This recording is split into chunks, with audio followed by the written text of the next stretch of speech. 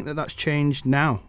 As I said a second ago, because if people don't adopt the technology, it's going to fail. Period. End of story. I hate to be so I don't mean to be so blunt about it, but if it doesn't get used, it's sort of like if I build this glorious app on the App Store and all of a sudden no one downloads it, or they download it and they delete it, and they don't keep updating it, the problem is that it doesn't get used, and therefore it just dies. So I could go through a massive year-long digital transformation project with the best people in the organization, changing my processes, pushing things out to people. But then if I don't focus on adoption, or really what I like to say and what we like to say at LeapGen is how do we shift from adoption to addiction? If I don't actually build the capability around my experience to tie into what gets people addicted to these tools, it will fail. And that's why it's so important.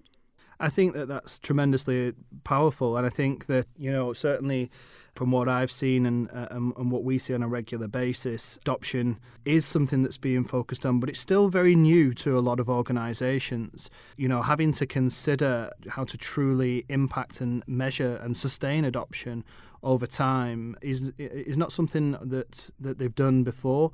So Andrew, if I could, we've flipped the whole notion of enterprise software on its head. The enterprise software that I designed early in my career was designed for practitioners. It was designed for practitioners that needed to use the technology in order to get things done. Now the flipped on its head is we're looking at it from an employee's perspective, from a manager's perspective, not from a siloed perspective of what used to make up HR.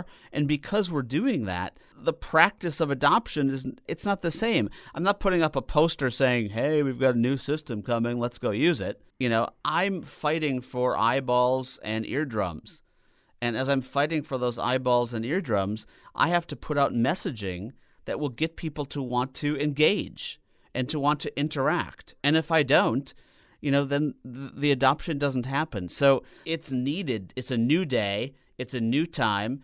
The processes have to change to be focused on the workforce, not on the HR department. And therefore the adoption/addiction has to be, I don't want my HR people to use this stuff. Duh, they have to use the stuff. What I really want to do is I want to focus on how to get the workforce to engage. If the workforce engaged, the data's better, the tools are better, and I'm able to get the outcomes I'm trying to achieve.